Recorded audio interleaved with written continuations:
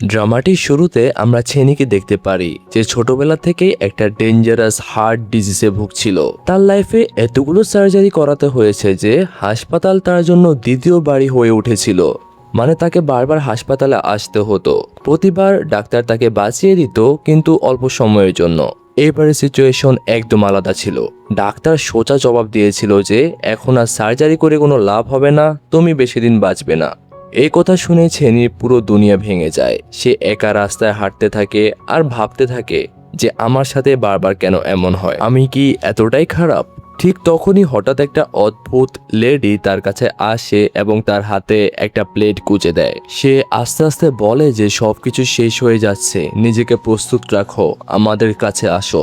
এই কথা শুনি তো ছেনির পেশেন্স একদম শেষ হয়ে যায়। সে রেগে চিৎকার করে ওঠে, তাহলে ধ্বংসটা এখনই শুরু হচ্ছে না কেন?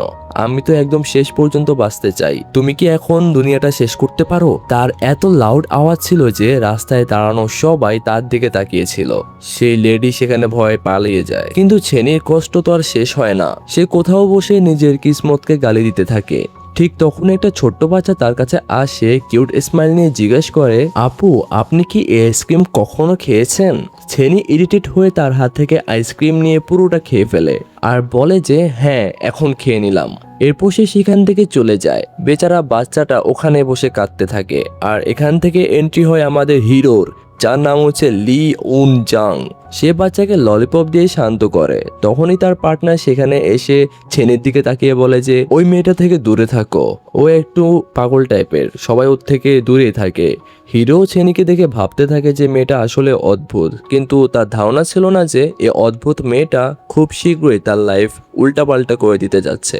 কারণ ছেনি কোনো নর্মাল মানুষ হতে যাচ্ছে না। সে খুব শীঘ্রই একটা মিস্ট্রিয়াস পাওয়ার আসতে চলেছে তার মধ্যে। এমন একটা পাওয়ার, সে কখনো মরতে পারবে না। চাইলে তার ডেথ হয়ে যাবে, কিন্তু সে আবার জীবন্ত হয়ে উঠবে। শুধু ছেনি না, তার সাথে তার দুই সাথীরও সেম আলাদা আলাদা দুইটা সুপার ন্যাচারাল পাওয়ার্স রয়েছে। আর সবচেয়ে ডেঞ্জারাস পাওয়ার ছিল তো আমাদের হিরোর কাছে, এমন একটা পাওয়ার যা গোটা দুনিয়াকে নাড়িয়ে দিতে পারে। লি উন জাং বাইরে থেকে যতটা ইনোসেন্ট, যতটা সোজাসাপটা দেখতে, ভিতরে কিন্তু সে একদম আলাদা। তার মুখে সবসময় একটা শান্ত স্মাইল থাকতো, আস্তে কথা বলতো, কারোর সাথে ঝগড়া করতো না। তার অফিসও একটা সিম্পল এমপ্লয়ের মতো থাকতো। তাকে দেখে লোকেরা ভাবতো যে একটা বিরক্তিকর আর শান্তশিষ্ট মানুষ, যার কোনো কিছুতে আগ্রহ নেই। কিন্তু সত্যিটা ছিল একদম আলাদা। তার ভেতরে লুকিয়ে আছে এক সম্পূর্ণ আলাদা সাইড, যেটা নিয়ে কারো কোনো আইডিয়াই ছিল না। অন্যদিকে ছেনির জীবন তো ধীরে ধীরে তার হাত থেকে সরে যাচ্ছিল। ডক্টররা আগে বলে দিয়েছে যে তার হাতে খুবই কম সময় বাকি। আর ছেনি তার বাকি জীবনটা পুরোপুরি খোলামেলা ভাবে বাঁচতে চেয়েছিল। সে দুনিয়া ঘুরে দেখতে চেয়েছিল, নতুন মানুষদের সাথে মিশতে চেয়েছিল, আর মরার আগে একজন নর্মাল মানুষ হিসেবে বাঁচতে চেয়েছিল। কিন্তু তার দাদি কখনোই তাকে নিজের থেকে দূরে যেতে দিতেন না। ছেনি ভাবতো তার দাদি একটা খাটাস, সবসময় তাকে থামানো, বকাঝকা করা, কন্ট্রোল করা তার অভ্যাস। কিন্তু আসলে দাদির মন ছিল খুবই নরম, একদম আমার মতো। দাদি শুধু চাইতো চেনি যাতে হারিয়ে না যায়। এই শহরে তাদের দাদিদের অনেক ইজ্জত ছিল এবং সবাই তাদের চিনতো। তারা অভাবী মানুষদের সাহায্য করত, আর তাদের রেস্টুরেন্ট পুরো এলাকায় ফেমাস ছিল। কেউ কেউ আবার গোপনে গোপনে বলতো যৌবনে তাদের দাদি কোনো মাফিয়া বসের থেকে কম ছিলেন না।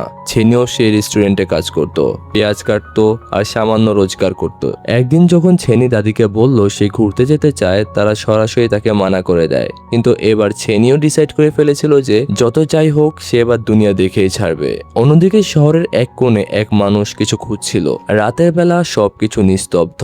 হঠাৎ সে নোংরা পানিতে পড়ে যায়। প্রথমে তার মনে হয় নর্মাল অ্যাক্সিডেন্ট হয়েছে, কিন্তু পরের সেকেন্ডে তার শরীর থেকে রক্ত বেরোতে শুরু করে। সে ব্যথায় কাতরাতে থাকে আর কিছুক্ষণের মধ্যে সেখানেই মারা যায়। এই সিনটা খুবই মিস্টিরিয়াস ছিল, এটা হয়তো পরে জানা যাবে।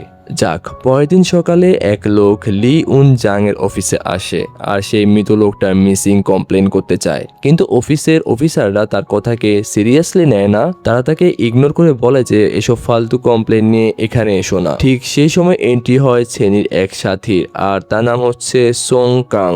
সং কাং প্রতিদিন পুলিশ অফিসে আসতো আর অদ্ভুত অদ্ভুত কমপ্লেন করত। কখনো গায়েব হয়ে যাওয়ার কথা বলতো কারো, কখনো অদ্ভুত আওয়াজের কথা বলতো, বা কখনো বড় মাছ। সবাই তাকে পাগল ভাবতো। কিন্তু শকিং ব্যাপার হলো তার অনেক কথাই কিন্তু সত্যি হয়ে যেত।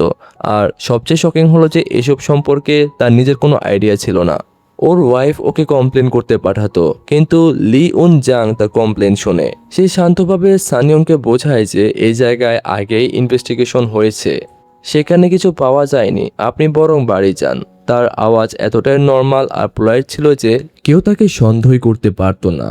লি উন জাং সবাইকে শুধু এটাই দেখাতো যে তিনি সিম্পল আর অনেস্ট অফিসার, তার কোনো মিস্টিরিয়াস জিনিসে আগ্রহ নেই। কিন্তু আসল গল্প ছিল একদম আলাদা। পরে লি উন জাং ব্রেকফাস্ট করছে, তখন ওই লোকটা যিনি মিসিং পার্সনে কমপ্লেন করতে এসেছিলেন তার কাছে এসে ধীরে ধীরে বলে যে এই শহরে বাইরে নর্মাল দেখালেও আসলে তা মোটেও নর্মাল না, এখানে অনেক মানুষ হঠাৎ করে গায়েব হয়ে যায়। অদ্ভুত ব্যাপার হলো সে লোকটা লি উন জাংকে আগে থেকে চেনে, কিন্তু সে কেন লি জাংকে কথা বলতো না?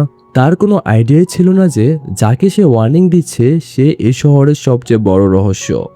এদিকে ছেনি গোপনে ঘুরতে যাওয়ার প্রস্তুতি নিচ্ছিল। সে লুকিয়ে নিজের সব জিনিসপত্র প্যাক করে, কিন্তু তাড়াহুড়ায় নিজের পাসপোর্ট নিতেই ভুলে যায়। আর এই হলো রবিন, ছেনির দ্বিতীয় সাথী। আর এখন এই তিনজনের ব্যাপারে কেউ জানতো না যে ভবিষ্যতে তাদের সাথে কত বেশি ডেঞ্জারাস ঘটনা ঘটতে চলেছে। এখন পর্যন্ত তারা শুধু ভালো বন্ধু। রবিন কিছু বলতে যাচ্ছিল, তখনই ছেনি তার মুখ বন্ধ করে বলে যে দাদিকে কিন্তু বলিস না। বলে সে ব্যাগ নিয়ে ঘুরতে বেরিয়ে পড়ে। পথে সে একটা শপে থামে কিছু খাবার কেনার জন্য, কিন্তু সেই শপে লি উন জাংও উপস্থিত ছিল। ছেনি কিছু ছড়িয়ে কিনেছিল, আর হঠাৎ সে একে অপরের সাথে তারা ধাক্কা খায় আর দুজনের জিনিসপত্র নিচে পড়ে যায়। ছেনির স্বাস্থ্য সবসময় খারাপ থাকতো, আর তার চোখের নিচে ডার্ক সার্কেল, মুখ ফ্যাকাশে আর ঠোঁট অনেক বেশি কালো হয়ে গিয়েছিল। লি উন জাং নিচে পড়ে থাকা চাকুগুলো দেখে ফেলে, আর ছেনির স্কেয়ারি চেহারা দেখে তাকে আরো অনেক বেশি অদ্ভুত মনে করতে থাকে। দুজন কিছু না বলে নিজেদের জিনিসপত্র তুলে আলাদা হয়ে যায়। ছেনি যখন কাউন্টারে পেমেন্ট করতে যায় তখন শপের লোকেরা তাকে চিনে ফেলে। সবাই তার দিকে তাকাতে থাকে আর আনকমফোর্টেবল ফিল করতে থাকে। সে তাড়াতাড়ি মুখ লুকিয়ে সেখান থেকে পালাতে থাকে, কিন্তু পালানোর সময় তার সুটকেসের সেই রোলারটা ভেঙে যায়। সে ঠিকমতো ব্যাগও টানতে পারছে না। তখন তার নজর পড়ে একটা ট্রলির উপর, আর সেটা সে নিতে যায়, আর ট্রলিটা অন্য কারো ছিল। আর লি উন জাং সেটা দেখে ফেলেছিল। সে ভুল বোঝে যে ছেনি কারো জিনিস চুরি করছে। সে ছেনিকে প্রশ্ন করতে থাকে। ছেনি তো আগে থেকে ইরিটেট ছিল, এজন্য কোনো উত্তর না দিয়ে সে যেতে চায়। তখন তার নজর পড়ে তার ব্যাগ থেকে ঝোলানো একটা অদ্ভুত জিনিসের উপর, আর তার মনে হয় যে ব্যাগের ভেতরে হয়তো ডেড বডি রয়েছে। তার মাথায় সঙ্গে সঙ্গে খেয়াল আসে যে মেয়েটা হয়তো মার্ডারার। সে ব্যাগ চেক করতে জেদ করে। ছেনি রেগে ব্যাগ টানতে থাকে। দুজন নিজের পুরো শক্তি দিয়ে ব্যাগ টানতে থাকে, আর হঠাৎ ব্যাগটা খুলে যায় আর সব জিনিসপত্র হাওয়ায় উড়ে যায়। ভেতরে রাখা সেই ছুরিগুলো বাতাসে ছিটকে যায় আর সোজা ছেনির দিকে পড়তে থাকে। লি উন জাং তাড়াতাড়ি তাকে সামনে এসে বাঁচায়। ঠিক সেই সময় লাগানো সে পানির পাইপ ফেটে যায়, আর সব পানি সোজা ছেনির উপর পড়ে। ছেনি রেগে গিয়ে লি উন জাংকে জোরে একটা পাঞ্চ মারে আর চিৎকার করে বলতে থাকে যে আমার সব জিনিসপত্র তুলে দাও। আর তখন জানা যায় যে সেটা আসলে একটা টেডি বিয়ার ছিল, যাকে লি জাং লাশ ভাবছিল।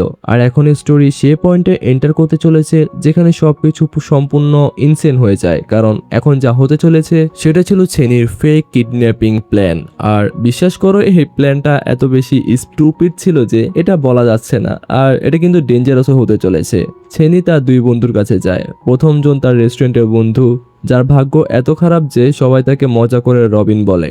আর দ্বিতীয়জন অফিসের কমপ্লেন মেশিন সোং কাং। এদের নাম পড়তে আমার অবস্থা খারাপ হয়ে যাচ্ছে, যাকে এদের নাম আমি খুব হার্ডলি ট্রাই করতেছি বলার জন্য, তোমরা কিন্তু মনে রাখবে। তিনজন এক টেবিলে বসে কিডন্যাপিং প্ল্যান নিয়ে আলোচনা করে। আর ছেনির আইডিয়াটা সিম্পল, তোমরা দুজন আমাকে ফেক কিডন্যাপিং করবে, তারপর দাদির কাছ থেকে টাকা চাইবো, এরপর আমি অনেক টাকা পাবো আর লাইফটা এনজয় করবো। উহু, সত্যি বলতে এই প্ল্যান শুনে মনে হচ্ছিল না যে এটা আসলে সাকসেসফুল হবে। কোনো না কোনো মিস্টেক তো অবশ্যই হবে, কারণ এটা ছেনি। কিন্তু তিনজন এত বেশি ডেসপারেট আর স্টুপিড যে এই প্ল্যানটাকে তারা জিনিয়াস প্ল্যান মনে করতে থাকে। রাতে তারা ছেনিকে নিঃসঙ্গ জায়গায় ছেড়ে দেয়। আর অ্যাটমসফিয়ার আগে থেকে এতটা ক্রিপি হয়েছিল যে পুরনো ভাঙা বিল্ডিং, অন্ধকার, ঠান্ডা বাতাস, আর মাঝে আমাদের হিরোইন যে ফেক ভিকটিম হওয়ার অভিনয় করছে। রবিন ক্যামেরা বের করে রেকর্ডিং স্টার্ট করে। আর সমস্যা হচ্ছে তাদের দুজনে ক্রিমিনালের চেয়ে কার্টুনের ক্যারেক্টার বেশি মনে হচ্ছিল। তাদের দুজনকে ফানি লাগছিল। তারা ভিডিও রেকর্ড করে চেক করতে থাকে আর পেছনে ফিরে তাকায়। কিন্তু পরের সেকেন্ডে সব বদলে যায়। ছেনিকে টেবিলের সঙ্গে এত টাইট করে বেঁধেছিল যে সে নড়তেও পারছিল না। ছেনি হঠাৎ চুপ হয়ে যায়, তার শ্বাস ভারী হতে থাকে। আর ঠিক পরক্ষণে সে মারা যায়। প্রথমে দুই বন্ধু ভাবে যে সে অ্যাক্টিং করছে, কিন্তু তারা যখন তাকে একটু নেড়ে দেখে তখন বুঝতে পারে যে চেনি আসলে মারা গিয়েছে। আর সিন তাৎক্ষণিকভাবে কমেডি থেকে একদম হররে কনভার্ট হয়ে যায়। সো কাং প্যানিক অ্যাটাক করে বসে। আর আমরা তো কিছু বলিনি, আমরা তো পুলিশের জেলে থাকবো এখন। রবিন প্রায় কেঁদে ফেলে। আর ঠিক তখনই ছেনির দাদির কল আসে। তারা প্রথমে তো ভয়ে কল কেটে দেয়। তারা দুজন শুধু একটা কথা ভাবে যে বডি লুকাও, বডি লুকাও। সত্যি বলতে এরা দুনিয়ার সবচেয়ে বেকার ক্রিমিনাল, যেটা আমার মনে হচ্ছে। তারা তাড়াতাড়ি ছেনির বডি তুলে কোথাও পুঁতে ফেলার চেষ্টা করছিল, কিন্তু তাদের ব্যাড লাক এখানে শেষ হয় না। কারণ ঠিক তখনই লি উন জাং যে রয়েছে আমাদের হিরো, সে সেখানে পৌঁছে যায়। তো ইমাজিন করো যে তার সামনে কি সিন।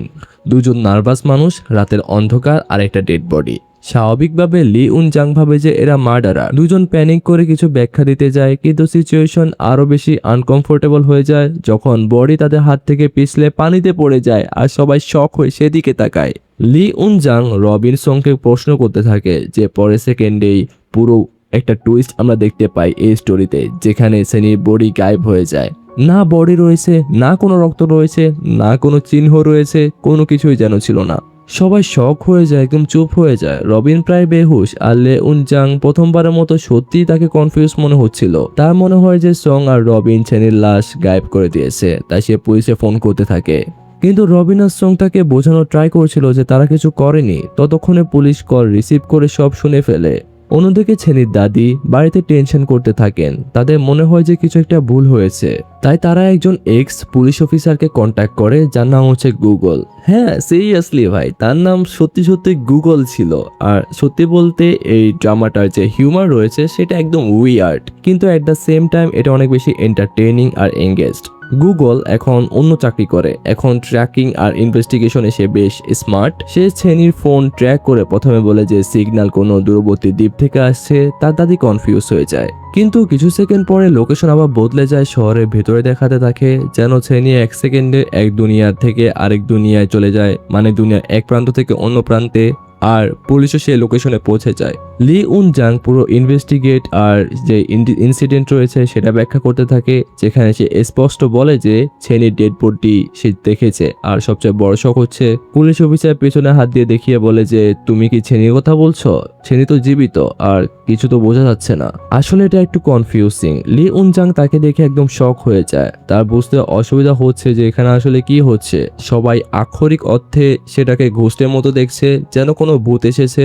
রবিন আর সং বেচারা দুইজন তো একদম ভয়ে পাথর। রবিন তো অজ্ঞান হয়ে যায় বেচারা, আর ছেনি নিজেও বুঝতে পারে না যে তার সাথে কি হয়েছিল। সে শুধু একটা কথাই রিপিট করে যে পুলিশকে কিছু বলো না। পরে সবাই পুলিশ স্টেশনে চলে যায়, আর সেখানে সো কাং আর পুরো সিচুয়েশন কভার আপ করার ট্রাই করছিল। সে লি উন জাংকে মিথ্যা প্রমাণ করতে থাকে আর বলে যে আমরা শুধু দেখতে গিয়েছিলাম যে ওখানে কি হচ্ছে।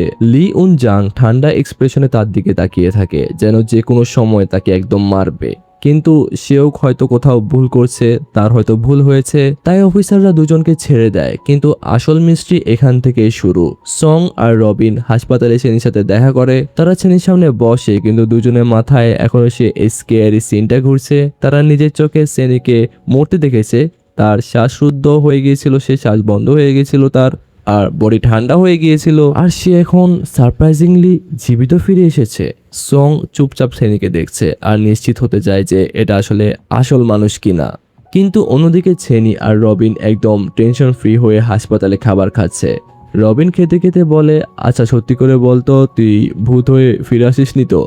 ছেনি তখন একটা চড় মারে, আর হঠাৎ ছেনি সিরিয়াস হয়ে যায়। তার কিছু একটা মনে পড়ে। সে আসতে বলে যে আমার যখন শ্বাস বন্ধ হয়েছিল আমার মনে হয়েছিল আমি যেন অন্য একটা জায়গায় চলে গিয়েছিলাম। দুজন তার দিকে তাকায়। ছেনি বলে যে সে এমন ফিল করছিল যেন অদ্ভুত এক অন্ধকার জায়গায় দাঁড়িয়ে, যেন খুব ঠান্ডা আর মধুর আওয়াজ সে শুনতে পাচ্ছিল। হঠাৎ তার মনে হলো কেউ তাকে ধাক্কা দিয়ে ফিরিয়ে এনেছে। রবিন আর সং একদম শকে রয়েছে। সং আসতে বলে যে তাহলে তুই মরেছিলি, আবার মরেছিলিও না, ব্যাপারটা কি এমন? রবিনের চোখ কপালে উঠে। এই তো মৃত্যুকে স্পর্শ করে আবার করে ফিরে আসার গল্প। আসলে নওয়াজুদ্দিন স্যারের একটা ডায়লগ ছিল না, সেখান থেকে মনে পড়লো আমার ব্যাপারটা। যাই হোক, ছেনি নিজেও জানে না যে তার সাথে আসলে কি হয়েছিল। তার ভেতরে একটা অদ্ভুত পাওয়ার লেগে গিয়েছিল। শুধু ছেনিই না, রবিন আর সঙ্গের ভিতরে অদ্ভুতভাবে সবকিছু বদলে যাচ্ছিল। এইসব ঘটেছিল সে জলাশয়ের কারণে। সেটা একটা নর্মাল জায়গা ছিল না। সে পানির আশেপাশেও অনেক অদ্ভুত ইনসিডেন্ট ঘটেছে যেটা সত্যি কেউ জানেই না। কিছুক্ষণ পর তিনজন আবার ফেক কিডন্যাপিং এ ইস্যুতে আসে। রবিন টেনশনে বলে যে তোর দাদি যদি জানতে পারে তাহলে কিন্তু আমরা বাঁচবো না। সঙ্গ সঙ্গে সঙ্গে হ্যাঁ করে, কিন্তু তখনই রুমের বাইরে পায়ের শব্দ শোনা যায়। তারা তিনজন ফ্রিজ হয়ে যায়। আর পরের সেকেন্ডে ছেনির দাদি দরজা বাইরে দাঁড়ানো, আর তারা কিডন্যাপিং এর সব তথ্য শুনে ফেলেছে। রবিন আর সং এর তো শ্বাস বন্ধ। তারা দুজন কোথাও লুকাতে চায়। ছেনি সোজা আলমারির ভিতর ঢুকে পড়ে, কিন্তু যেই সে ভিতরে যায় অমনি সব বদলে যায়। তার সামনে হাসপাতাল নেই, বরং পুরনো টিভি সিরিয়ালের সেট। লোকেরা অদ্ভুত পোশাক পরে ঘুরছে, লাইট, ক্যামেরা, সব অ্যাকশন আর ব্যাকগ্রাউন্ডের ড্রামাটিক মিউজিক। ছেনি শকে চারপাশে তাকায় আর বলে যে আমি কোথায় এলাম। আর তখন বাইরে থেকে দাদি আলমারি খুলে ফেলে। ঠিক সেই সেকেন্ডে ছেনি রিয়েলিটিতে ফিরে আসে, যেন কিছুই হয়নি। ছেনি এত বেশি ভয় পেয়ে যায় যে সোজা দাদিকে জড়িয়ে ধরে আর কান্না করতে শুরু করে। দাদি, আমার সাথে খুব অদ্ভুত অদ্ভুত জিনিস হচ্ছে। দাদি ভাবেন হয়তো তার অসুখ আরো বেড়েছে। তারা তাকে আদর করে মাথায় হাত বুলিয়ে চুপ করায়, আর কিছু বলে না। অন্যদিকে রবিন আর সং পাক্কা বিশ্বাস করে যে ছেনি বোকা খাওয়ার জন্য নাটক করছে। রবিন আস্তে সং করে বলে যে আমার মনে হয় বাঁচার জন্য একমাত্র উপায় এটা, এজন্য সে ড্রামা করছে। কিন্তু তারা জানতো না যে ছেনি সত্যি কথা বলছিল। আর দূরে সবকিছু দাঁড়িয়ে আরেকজন মানুষ সব শুনছিল, সেটা লি উনজাং। সে চুপচাপ তাদের কথা শুনছিল আর তার ফেসে একই রকমের স্বাভাবিক এক্সপ্রেশন, কিন্তু তার চোখে তো অন্য কিছুই চলছিল। সেজন্য কিছু একটা নিশ্চিত হতে খুঁজছে, কিন্তু সেটি কি খুঁজছে সেটা এখনো কেউ জানে না। সিচুয়েশন এখন আরো মিস্ট্রিয়াস। এখান থেকে এন্ট্রি হয় আমাদের ভিলেনের। আর এই লোকেরা এমন একটা বাচ্চাকে খুঁজছে যার কাছে ডেঞ্জারাস পাওয়ার ছিল। সে শুধু হাত দিয়ে জিনিস হাওয়ায় নাড়াতে পারত। আর এ বাচ্চাটা আর কেউ না, লি উনজাং নিজেই। বহু বছর আগে কিছু সায়েন্টিস্ট গোপনে কয়েকটা বাচ্চার উপর এক্সপেরিমেন্ট করেছিল, যেমনটা আমরা স্ট্রেঞ্জার্স থিং এ দেখেছিলাম। যাই হোক, তাদের মধ্যে লি উনজাংও ছিল। এক্সপেরিমেন্টের পর লি উনজাং তা পাওয়ার কন্ট্রোল করার ট্রাই করে, কিন্তু কিছুই হয় না। তারপর একদিন হঠাৎ পুরো রুমের জিনিস হাওয়ায় উঠে, মেটাল বেঁকে যায়, লাইট ভাঙে, আর লি উনজাং শেষ পর্যন্ত তার পাওয়ার ব্যবহার করে ফেলে। সায়েন্টিস্টরা অবাক হয়ে যায়, কিন্তু সেখানে আরো একটা বাচ্চা দাঁড়িয়েছিল যে লে উনজাংকে জেলাস দৃষ্টিতে দেখছিল। আর সে মনে করতো যে শুধু লে উনজাংকে সবাই স্পেশাল মনে করে। সেখানে একটা তৃতীয় বাচ্চাও ছিল যে লে উনজাং এর জীবন বাঁচিয়েছিল, আর তারও এক্সপেরিমেন্ট হয়েছিল, কিন্তু তার পাওয়ার আলাদা। সে কখনো মরতে পারতো না, যতবারই ইনজুরি হতো সে আবার জীবিত ফিরতো। আর সম্ভবত লি উনজাং এখনো ইমমর্টাল বাচ্চাটাকে খুঁজছে। কিন্তু তারপর এমন কিছু ঘটে যা সব বদলে দেয়। সেদিন থেকে লি উনজাংকে প্রতি রাতে অদ্ভুত স্বপ্ন দেখায়, কখনো রক্ত, কখনো অপারেশন রুম, কখনো সে ইমমর্টাল বাচ্চা। আর যখনই তার ইমোশন অস্থির হয়ে যায় তখন তার পাওয়ার কন্ট্রোলের বাইরে চলে যায়। রুমের সব জিনিস উড়ে, গ্লাস ভাঙে, দেওয়াল ফাটে। এখন লি উনজাং সন্দেহ করতে থাকে যে ছেনি আসলে ওই ইমমর্টাল বাচ্চার, মানে তাদের মধ্যে কোনো কানেকশন রয়েছে কিনা। অন্যদিকে ছেনির দাদি ডক্টরের সাথে দেখা করতে চান। ডাক্তার রিপোর্ট চেক করে একদম শক হয়ে যান। ছেনির সব রিপোর্ট এখন নর্মাল, কোনো রোগ নেই। এই কথা শুনে তো দাদির চোখে একদম পানি চলে আসে। তারা খুব খুশি হয়ে যায়। এখানে ডাক্তারও কনফিউজ, কারণ মেডিকেল সায়েন্স অনুযায়ী তো এটা ইম্পসিবল। আর অন্যদিকে রবিনের পাওয়ার ধীরে ধীরে জাগ্রত হতে শুরু করে। রেগে সে একটা কোল্ড ড্রিঙ্কের ক্যান হালকা দেয়ালের দিকে ছুঁড়ে মারে, আর ক্যান সোজা একদম দেয়াল ভেদ করে চলে যায়। রবিন শক হয়ে যায় যে আমি এটা কি করলাম। অন্যদিকে সং রান্নাঘরে ফ্রিজে হাত রাখে, আর তার হাত ফ্রিজের সঙ্গে আটকে যায়। সে প্যানিক করে সেটা টানতে থাকে, কিন্তু বেরোয় না। তার মনে হয় যে ফ্রিজে কোনো সমস্যা, কিন্তু তার পাওয়ারের কারণে এটা হচ্ছে, মানে তার পাওয়ার অ্যাক্টিভেট হচ্ছে। পরের দিন সকালে ছেনি লক্ষ্য করে যে দাদি তার জন্য খুব ভালো ব্রেকফাস্ট বানিয়েছে আজ। তার মনে হয় দাদি তখনও রাগ করেছে। সে ধীরে বলে যে দাদি সরি, কিন্তু দাদি কনফিউজ হয়ে জিজ্ঞেস করে যে কিসের জন্য সরি।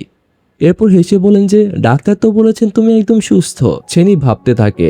দাদি এক্সাইটেড হয়ে বলে যে এখন তোমার কোনো রোগ নেই, ডাক্তার বলেছেন এটা একদম ইম্পসিবল ছাড়া আর কিছু না, এটা একটা মিরাকেল।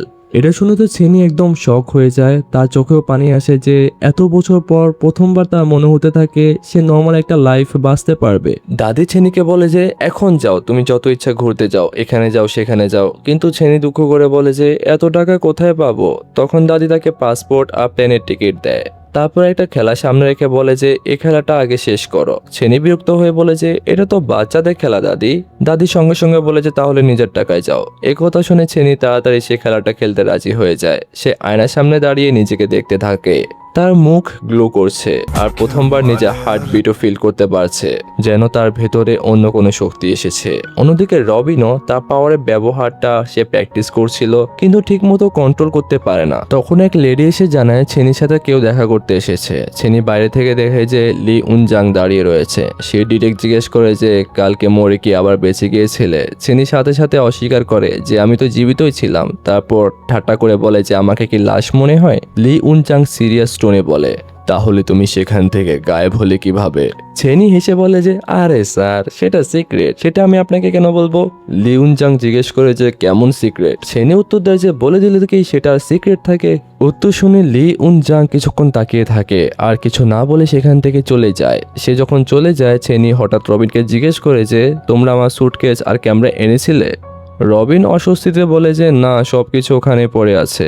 শুনে ছেনি প্যানিক করে তাড়াতাড়ি দৌড়ে সেই জায়গায় যায়। রবিন সোংকে ফোন করে আর সোং তাড়াতাড়ি গাড়ি নিয়ে সেদিকে রওনা দেয়। ছেনি সেই জায়গায় গিয়ে যাচ্ছিল, তখন লি উনজাং চুপচাপ তার পিছু নেয়। ছেনি বুঝতে পারে যে তাকে কেউ ফলো করছে। সে ভয় পেয়ে দ্রুত দৌড়াতে শুরু করে। সোজা সেই পুরনো বাড়িতে এসে পৌঁছায় এবং ভিতরে চলে যায়। কিন্তু তখনই সেখানে আরেক ভিলেন এসে পৌঁছায় যার নাম ছিল ছেমিন। আর কয়েক সেকেন্ড পর লি উনজাংও সেখানে এসে পৌঁছায়। লি উনজাং এর মাথায় শুধু একটা কোশ্চেন ফিরছিল, ছেনি কি সত্যিই মরে গিয়েছে এবং মরে কি আবার ফিরে এসেছে? সত্যিই জানতে সে তার পাওয়ার ইউজ করে। হঠাৎ পুরো বাড়িটা কেঁপে ওঠে, দেওয়াল ফাটে আর কয়েক সেকেন্ডে পুরো বাড়িটাই ভেঙে যায়। ঠিক তখন সোংও সেখানে পৌঁছায় আর প্রথমবার চোখে দেখে লি উনজাংকে হাত নাড়িয়ে জিনিস কন্ট্রোল করতে। সোং তো শকে জমে যায়, তার মস্তিষ্ক কাজ করা বন্ধ করে দেয়। অন্যদিকে ছেনি সম্পূর্ণ আতঙ্কিত, তার আশেপাশে কি হচ্ছে বুঝতে পারে না। ঠিক তখনই তার হার্টবিট হঠাৎ ফাস্ট হতে থাকে আর পরের মুহূর্তে ছেনি সেখান থেকে গায়েব হয়ে যায়। লি উনজাং সঙ্গে সঙ্গে তাকে খুঁজতে থাকে, কিন্তু ছেনি নেই। আসলে সে ডাইরেক্ট সমুদ্রের মাঝে বিশাল জাহাজে টেলিপোর্ট হয়ে গিয়েছে। জাহাজে থাকা কিছু লোক তাকে সামনে দেখে ভয় পেয়ে যায়। তারা মনে করতে থাকে যে ছেনি ইন্ট্রুডার আর না ভেবে তার দিকে গুলি করতে থাকে। ছেনি ভয়ে চোখ বন্ধ করে দেয় আর গুলি লাগার আগে সে গায়েব হয়ে যায়। এবার সে সোজা লি উনজাং এর পেছনে এসে দাঁড়ায়। সং এসব দেখে তো পুরো নড়বড়ে, বিশ্বাসই হচ্ছে না যে এটা সত্যি। লি উনজাংও একদম কনফিউজড, বুঝতে পারে না যে ছেনি গায়েব হয়ে যাচ্ছেটা কোথায়। তখন পেছন থেকে ছেনি তাকে ডাক দেয়। লি উনজাং তো পুরো ভয়ে একদম রিফ্লেক্সের পুরো ব্যবহারটা করে ফেলে তার পাওয়ারের। ছেনি হাওয়ায় উঁচুতে ছিটকে দূরে গিয়ে পড়ে আর অজ্ঞান হয়ে যায়। অন্যদিকে ছেমিন তার বাড়ি গিয়ে ভাই বোনদের সব বলে আর বলে যে যাকে আমরা এত বছর ধরে খুঁজছি সে বাচ্চা হলো লি উনজাং। তখন জানা যায় যে ছেমিনই সে বাচ্চা যে বাল্যকালে লি উনজাং এর পাওয়ারে চলতো, জেলাস ফিল করতো। এদিকে ছেনিরও জ্ঞান ফিরে আসে। সে সোং এর সাথে দেখা করতে যায়। সোং তার ওয়াইফের কাছে মিথ্যা বলে আর সেই কারণে তার হাত ফুলের টবের সাথে আটকে যায়। জানা যায় যে সোং এর পাওয়ার এটা যে যখনই সে মিথ্যা বলবে তার পাওয়ার অ্যাক্টিভেট হবে। ছেনি আর রবিন সোং এর সাথে কথা বলতে যায়। ছেনি বলতে চায় কিন্তু সোং তাকে ইগনোর করে। ছেনি বুঝতে পারে যে সোং এমন কিছু দেখেছে তার ভেতর থেকে, সে ভয় পেয়েছে এই জন্য এমন করছে। আর কথার ফাঁকে সোং এর মুখ থেকে বেরিয়ে আসে আমি লি উনজাংকে নিজের হাতে হাওয়ায় জিনিস উড়াতে দেখেছি, নড়াতে দেখেছি। শুনে ছেনি তো একদম অবাক হয়ে যায়। পরের দিনই সে সোজা লি উনজাং এর অফিসে যায়। লি উনজাং নর্মাল এক্সপ্রেশনে জিজ্ঞেস করে আমি আপনার কি সাহায্য করতে পারি?